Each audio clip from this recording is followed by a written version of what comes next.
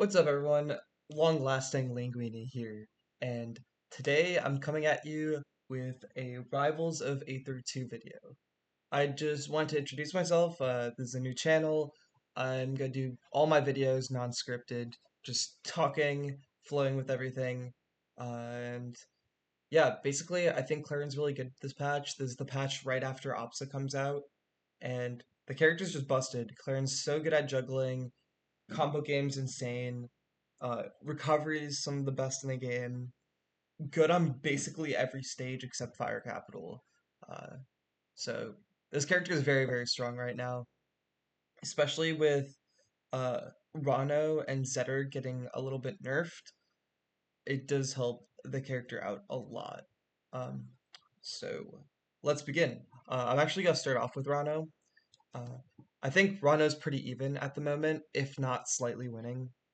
Uh, the reason I think that is because Rano really likes whenever Rano's in the air, you're able to contest that air really well. Even though he does have some of the best aerials in the game, you just outrange it.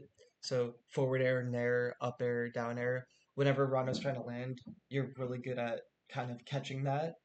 Even with the mix up that Rano has with like bubbles and like changing up timing like that, you're really good at air to air dueling. The one thing that Rano does have on you is being able to like whiff punish everything because of the speed on the ground. So just catching your jabs or down tilts, being able to dash out and come back in to punish you. Uh, but off stage, you it's good for both characters. Like Clairen does a really good job edge guarding Rano, being able to get displaced bubble at side B while recovering back to stage, back air on ledge, down tilts on ledge. Like Clairen's just really good at edge guarding Rano and can do it pretty well. But same with Rano, like the long lasting nair hitboxes, the forward air, having a lot of strength or catching like wall riding recoveries. It's just both characters kind of just do a lot for each other. Uh, the only reason I don't have this in winning or losing is because originally it would have been losing before this patch, but Rano got toned down a lot. I still think that Rano is good enough in this matchup that it's not losing, and yeah, that's about it. So for winning, I'm gonna put Zetter. Uh, it's just classic like marked spacies gameplay. Clairen has insane punish on Zetter, especially for being a fast faller. You got so many combo routes, so many punishes. Zetter's recovery is a lot weaker now, so edge guarding is so much more easier, even though it already was. You already have such an easy flowchart by like just holding ledge and just using get up attack to send someone backwards and back airing at ledge or covering Zetter with down tilt, and if they try like recovering back on stage with like a down like tech down B, you could parry it. There's so much counterplay in Claren's favor. That's like slightly skewed in Claren's favor, like I would say like 60-40. That just overall this matchup is just really, really good for Claren. The one thing that Claren does struggle with, and that's just like the character, is like out of shield and like pressuring and like getting pressured on shield, which Zetter is really good at. So gameplay might look very like 50-50 sided, where like Zetter is just blowing up Claren for like half of the stock, and then Claren will just like either zone out for 50% or get a really good hit in neutral and just take the stock. So it'll really have like two or three really good interactions per stock, uh, and because both characters just like destroy each other. But Zetter can't really do much about your recovery because you could always just choose to like wall ride, or you could mix up your recoveries. Clarence so well against Zetter. Zetter doesn't have too many good options to combat that. So that's about it for Zetter.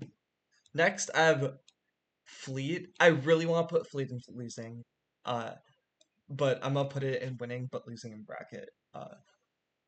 So there's not much basis around that besides me personally struggling against projectile characters, and as Clairen being a more slow character with not good approach options, someone who could zone better will just be able to like it just infuriates me, and I can't get in. I can't approach as well. So that's why I have one aspect of not winning in neutral puts it in losing for me, but also being able to parry the projectile or minefield or whatever, Claren's down B, being able to parry that is just so good for Fleet. Not that it's so good, it was a necessary change that needed to happen because the matchup was so skewed in Claren's favor. But now it's a lot more even, and if you look at all the top Fleet players, they've beaten all the Claren top player representatives. And yes, there's a lot of discrepancies with like, oh, player skill level and like all that, but on average, there hasn't really been a Claren that has beaten a Fleet in a long time at top level and top eights. Most notably in the coin box, we had B-Bats beating Ranganshu both times.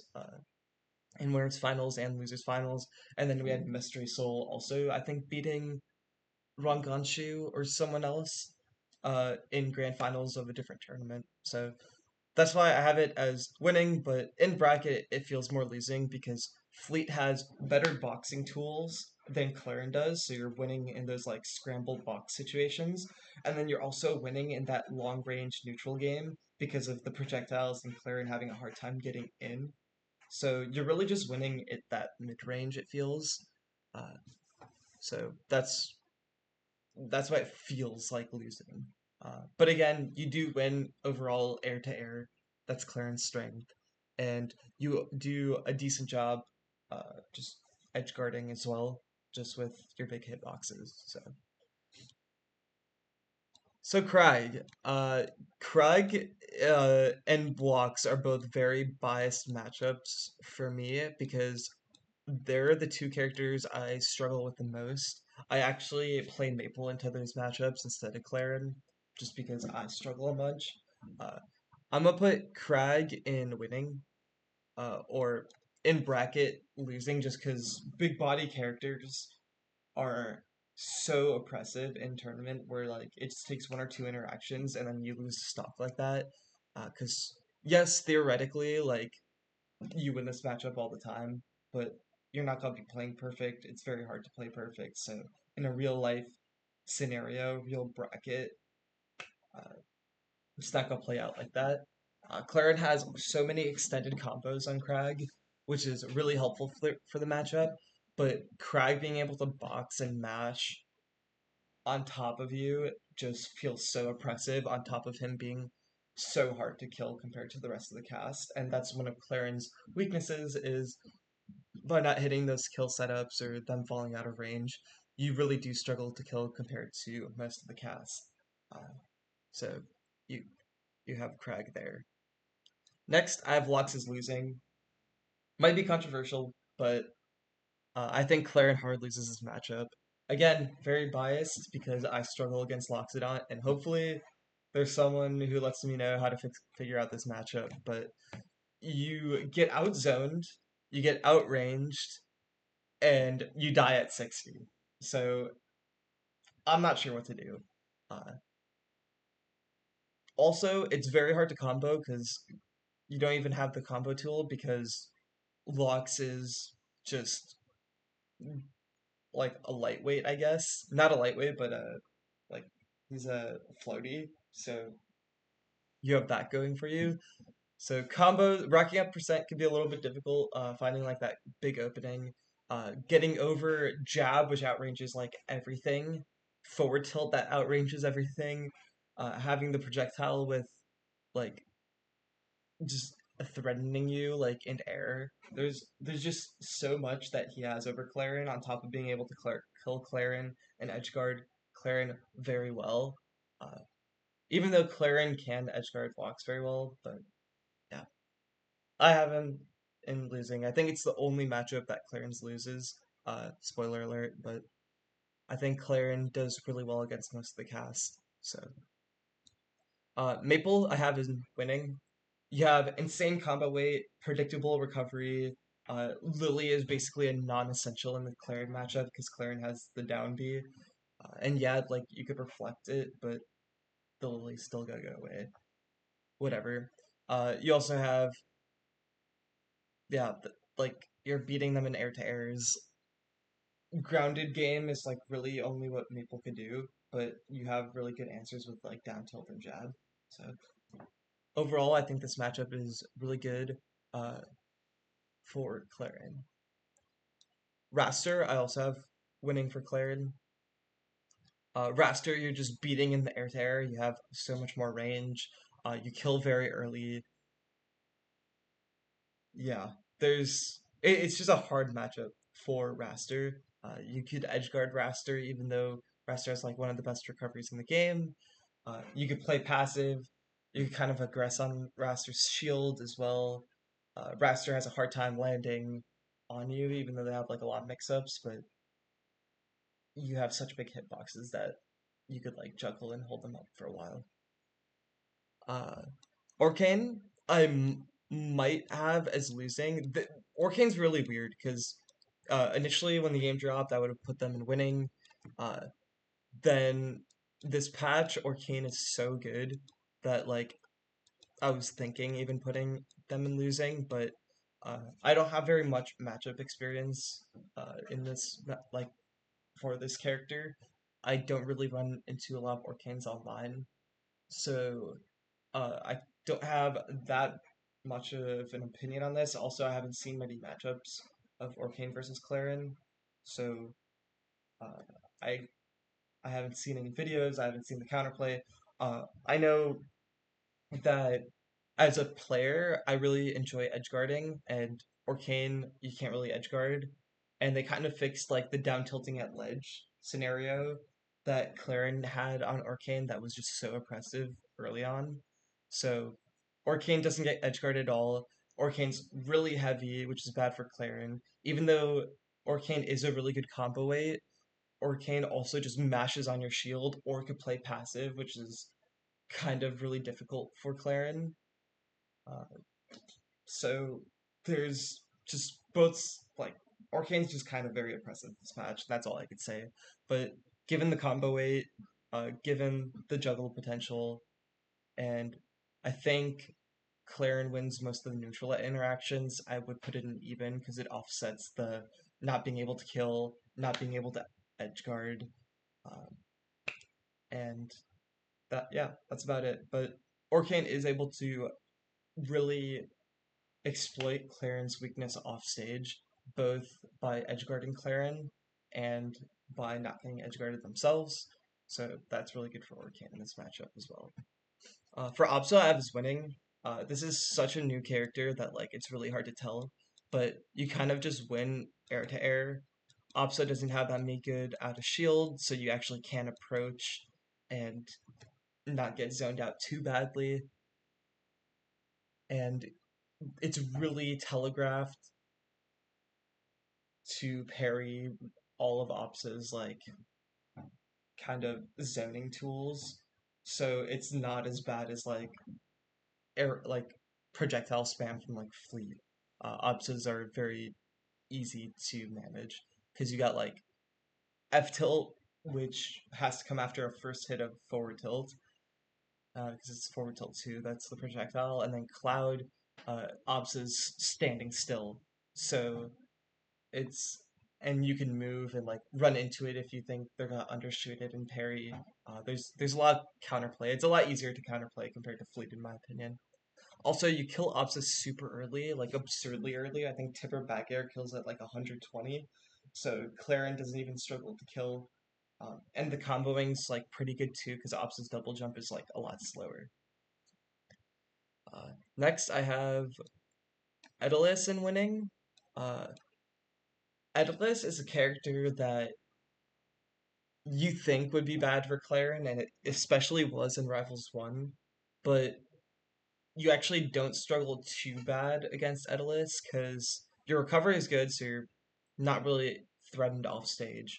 You're able to threaten Edalis off stage so well with your neutral B, side B, just getting out there and just hitting Edalis on the recovery is so easy for Claren.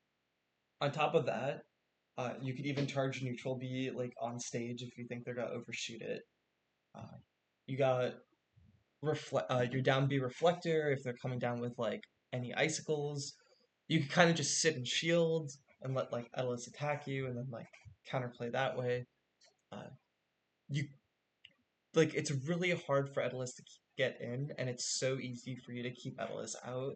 And the combo weight is just so easy for Claren as well. So there's just so many like tiers of easiness, like to just like win in this matchup.